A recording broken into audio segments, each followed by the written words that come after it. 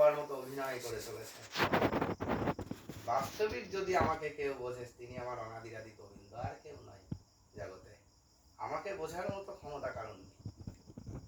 তাই শাস্ত্রে বলছে, যে ব্যক্তি আপন সত্তাকে জেনে যায়, তার এই পার্থিব জগতের প্রতি তার কোনো লোভ, হিংসা, মায়া কিচ্ছু বেঁচে থাকে না। অর্থাৎ আপন সত্তাকে আমরা যেদিন জানতে পারবো যে আমি কে, কেন এসেছি, কি আমার কর্ম, এটা যেদিন উপলব্ধি করতে পারবো, সেদিন এই মায়া আমাকে আর প্রভাবিত করতে পারবে না।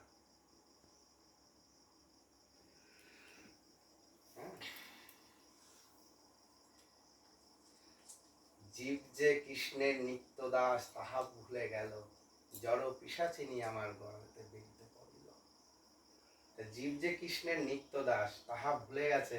জড় পিশাচিনী তো আমাদেরকে প্রতিটা মুহূর্তে উচট তো খাওয়াবে, তাই না?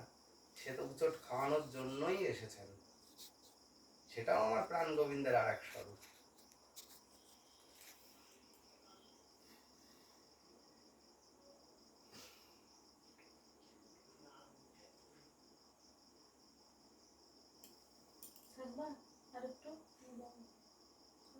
বলো বাবা, বল।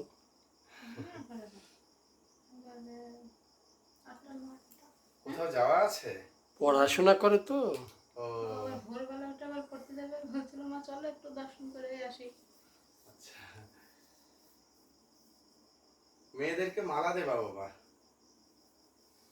ওই তো বাবা দুমালা করেই করুক, দুমালা করেই করুক। দীক্ষিত অনেকদিন আগে বলছিল মা আমি 4:30 ভোরবেলা ওঠা অভ্যাস, তো আমার মালা দাও, আমি দুমালা করেই করি। দীক্ষিত করে দিয়ে যতক্ষণ মানে আশ্রিত না হয়, তোমাদের মালা থেকেই করাও না। তারপর তার যদি সমস্যা নেই কোনো। কিসের সমস্যা? করবে তো হরিনাম। আমার মালা থেকে কেন করতে পারবে না? আচ্ছা, কেন করতে পারবে না? করবে তো হরিনাম। ঠিক আছে। হরি নামে কোনো বাধা নেই। আমাদের এই হরি নামের কোনো সূচি অসুচি হয় না। ও বাবা, বলছি যে এই যে অসুস্থ অবস্থায় কি জপের মালা জপ করা যাবে? ওইটা মায়েদেরকে একটু হিসাব রাখতে হয়, ওইটা পরে পূর্ণ করতে হয়। হ্যাঁ হ্যাঁ, যেহেতু তোমরা তো মানে সংসারের মধ্যে তো রয়েছো, এবার এই সময়টা তোমাদেরকে মানতে হবে। এবার ভক্তি ভজনের দ্বারাই একদিন তোমার মন এমন ভাবে তৈরি হয়ে যাবে, সেদিন আর তোমার এই সূচি অসুচি থাকবে না। সেটা কর্মের মধ্যে দিয়ে মা। হ্যাঁ, সেদিন তোমার স্মরণও থাকবে না। যেমন মা যশোদা গোপালকে সেবা করতে করতে তার এইসব মনে থাকতো না। বাৎসল্য প্রেমে তিনি এতটাই বিভোর হয়ে গেছিলেন, তার ওই সূচি অসুচি বলে কিছু ছিল না। অর্থাৎ যেদিন তোমাদেরও সেই মনের ভাব যেদিন তৈরি হবে, সেদিন তোমাদেরও তখন আর ওই সূচি অসুচি আর থাকবে না। বলছে যেমন ভাব তেমন লাভ। তোমার ভাবটা যেমন হবে, গোবিন্দের ভজনা করতে করতে একদিন এমন ভাব তৈরি হবে, তখন তোমার কবে তোমার কি, তোমার সব স্মরণও থাকবে না। অর্থাৎ গোবিন্দের সর্বত্রই তুমি সেবায় নিজেকে এতটাই বিভোর হয়ে যাবে, তোমার কোনো কিছুই স্মরণ থাকবে না।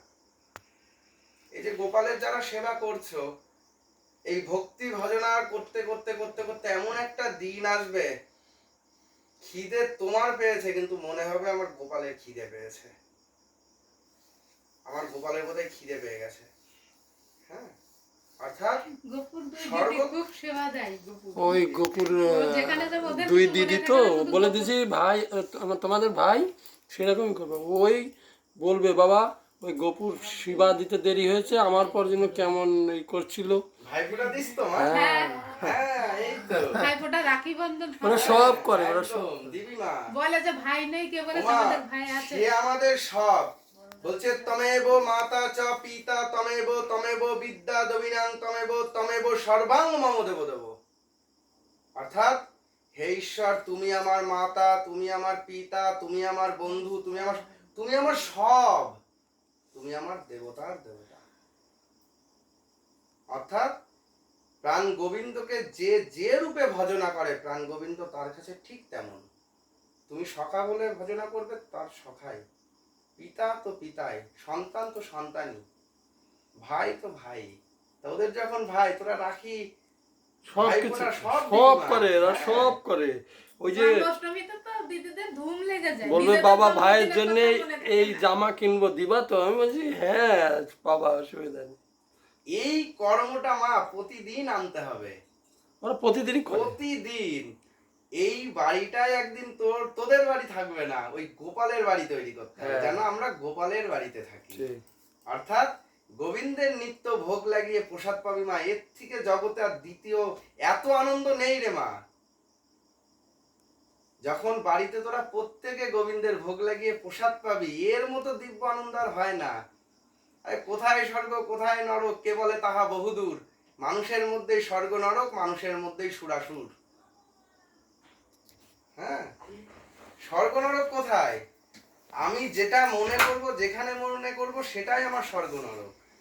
অর্থাৎ এই ধরাধামে আমি যতদিন প্রাণ গোবিন্দ আমাকে রাখবেন, এখানেই আমাকে স্বর্গ নরক খুঁজে নিতে হবে, যে আমি কোথায় গেলে আমার নরকের স্পর্শ হয় আর কোথায় গেলে স্বর্গের স্পর্শ হয়। অর্থাৎ গোবিন্দের সেবায় আমি যতক্ষণ থাকবো ততক্ষণ আমার আত্মশান্তির লাভ হয়। সেবায় আত্মসুখ, সেবাই হলো আত্মসুখ হয়, আত্মসুখের অনুভব হয় একমাত্র সেবাতে। আমি গোবিন্দের যত সেবা করব তত আমার হৃদয়ে আত্মসুখের অনুভব হবে। তাই সেবাই শাস্ত্রে বলছে সেবাই হলো আত্মসুখ। যদি কারোর আত্মসুখ পেতে হয় তবে সেবা করো শুধু, সেবার মধ্যেই সব রয়েছে।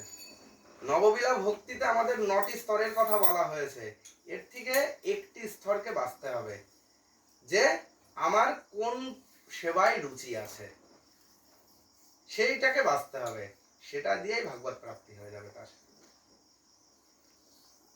দেখবা মা, কেউ কেউ আছে গোবিন্দ আমার কি ভালোবাসে, শুধু সেই রন্ধনের জন্য সে ব্যস্ত। হ্যাঁ, তার জীবনভর আমার গোবিন্দের কি পছন্দ, আমার গোবিন্দকে কি দিয়ে সেবা দিলে তার ভালো লাগবে, আমি কি করে তার প্রিয় হতে পারবো। আমার শ্রীমতী রাধারানী কি করেছিলেন, তার দেহ থেকে তিনি এই যে অষ্ট সখী কেন করেছিলেন, যাতে গোবিন্দের সেবার কোনো ত্রুটি না হয়, আমি যদি একা না পারি। তাই তার এই সখীবৃন্দ সকলে মিলে, দেখো তাই সেবাটাও আলাদা আলাদা, কারো চামচ সেবা, কারো নিত্য সেবা, প্রত্যেকের আলাদা আলাদা, কারো চাম্বল সেবা। হ্যাঁ, সেবাটাও দেখো তাই আলাদা। অর্থাৎ উদ্দেশ্য হলো গোবিন্দ। তাই গীতায় অর্জুনকে কি বললেন প্রাণ গোবিন্দ, হে অর্জুন তুমি সংসারে থাকো, তাতে ক্ষতি নেই, সংসার যেন তোমাতে না থাকে। অর্থাৎ এই বাড়িটিকার গোবিন্দের, স্ত্রীকার গোবিন্দের, স্বামীকার গোবিন্দের, সন্তানকার গোবিন্দের, আমিও গোবিন্দের। অর্থাৎ সংসারটাই কৃষ্ণময়, এর মধ্যেই পরম সুখ, এর থেকে সুখ আর কিছুতে নেই।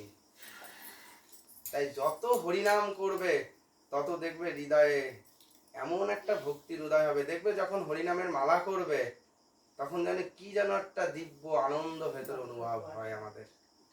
ভক্তির তো দুটো স্তর, এক কৃষ্ণ বিরহের নয়নের জল, আর এক দিব্য আনন্দের অনুভব। হ্যাঁ, এটাই তো দুটো স্তর রয়েছে, আর কি কিছু আছে? আর কিছু নেই।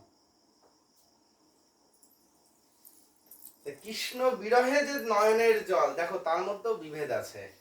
মায়ার নয়নের জল নিগ্রত হয় এই কোণ দিয়ে, আর কৃষ্ণ বিরহের নয়নের জল কোথা দিয়ে নিগ্রত হয়? এই কোণ দিয়ে, যা মুখে আসে। আর কোথায়? দু নাসিকা দিয়ে, আবলদ্ভম। অর্থাৎ কৃষ্ণ বিরহের যে নয়নের জল, তা শুধু নয়ন নয়, দু নাসিকা দিয়েও তা প্রভাবিত হয়। আর মায়ার নয়নের জল এই দুই কোণ দিয়ে গড়িয়ে কানের পাশ দিয়েই নেমে যায়, তাই না? আর কৃষ্ণ বিরহের নয়নের জল তো প্রসাদ, তাই নয়ন থেকে মুখে চলে আসে। রাধে রাধে রাধে রাধে রাধে। অর্থাৎ বাস্তবিক হলো সেই দিব্য আনন্দ, সচিদানন্দ বিগ্রহের সেই দর্শনের আনন্দ অনুভব করতে হবে। বলছে বিগ্রহের তো প্রাণ নেই, আমি তো সেবা দিচ্ছি, সে খাই কোথায়? খাই, অবশ্যই সে সেবা নেয়। কি নাই? তোমার ভক্তি অর্ঘ্য তিনি গ্রহণ করেন। তুমি কতটা ভক্তি দিয়ে তার সেবা দিয়েছো, গোবিন্দ সেই ভক্তি অর্ঘ্যকে তিনি গ্রহণ করেন। আর এই ভক্তি অর্ঘ্যকে গ্রহণ করতে করতে করতে করতেই শাস্ত্রে এমনও প্রমাণ রয়েছে, স্বয়ং প্রাণ গোবিন্দ ভক্তের গৃহে এসেও তিনি স্বয়ং সেবা ভোগ গ্রহণ করেন। সেই ভক্ত পাশে বসে থাকে আর গোবিন্দ সেই ভোগ গ্রহণ করেন। আরো এক মালা, 4 মালা। অর্থাৎ বাস্তবিক তখন সেই আমাদের সুখের অনুভব হবে। অর্থাৎ এটা অনেকটা পথ, এগোতে এগোতে এগোতে এগোতে পথে আমি যাব। এই যে কৃষ্ণ ভক্ত যারা, তাদের সব সময় বাধা বিপত্তির মধ্যে দিয়ে জীবন অতিবাহিত করবে। প্রাণ গোবিন্দ কি বলছেন? যে করে আমার আশ করি তার সর্বনাশ, তবুও যে না ছাড়ে আমার পাশ, আমি হই তার দাসেরও দাস। কৃষ্ণ ভক্ত হওয়া এত সহজ? কৃষ্ণ ভক্ত যে হয় তার সর্বনাশ তো তখনই শুরু হয়। হ্যাঁ, সে কাঁদাবে, আগুনে পোড়াবে, জলে ডোবাবে, পেটাবে, তবে তো অলংকার তৈরি হবে, তবে তো তার গোবিন্দের চরণে স্থান পাবে, তাই না? গোবিন্দের চরণে তো দুটো নুপুর, তাই না মা? একটা ছোট আর একটা বড়। কেন? ওই বড় নুপুরটি হলো গুরুদেব আর ছোট নুপুরটি হলো শিষ্যের, যারা গোবিন্দের চরণের নুপুর হয়ে স্থান পেয়েছে, গুরু আর শিষ্য। এমনও ভক্ত, এমনও শিষ্য রয়েছে, গুরুদেব আর শিষ্য পাশাপাশি আসনে তারা ভজনে বসেছে। গুরুদেব ভজনে বসে গোবিন্দের নিত্য লীলা দর্শন করছে, শিষ্য গুরুদেবের সেই দর্শনের মধ্যে, সেই লীলা দর্শনে প্রবেশ করে গেছে। কে? নরোত্তম ঠাকুর। সঙ্গে সঙ্গে কি হলো? গুরু আর শিষ্য পাশাপাশি আসন, শিষ্যের আসন মাটি ফেটে নিচে বসে গেল গুরু উপরে। অর্থাৎ শিষ্য যত বড়ই হোক, গুরু সর্বস্তরে। তাই নরোত্তম ঠাকুরের আসন ফেটে বসে গেল আর গুরুর আসন উপরে উঠে গেল। এই হলো ভক্তি ভজন। আমার যেমন আমরা ভাব করব, আমাদের লাভটাও তেমন হবে। সবসময় চিন্তন রাখতে হবে স্বচ্ছ, সবসময় দীনতার প্রতীক হতে হবে। আমার যেন বাক্য দ্বারা কেউ যেন ব্যথা না পায়, আমার কোনো কর্ম দ্বারা কেউ যেন আঘাতপ্রাপ্ত না হয়। রাধে রাধে রাধে। আমার একটা বাক্যের দ্বারাই যদি কোনো ভক্ত যদি আঘাত পায়, ভক্তের ব্যথা গোবিন্দ সহ্য করে। আমি বিকালবেলা ওর একটু বকলাম, এই কথাটাই ও আমার শোনায়।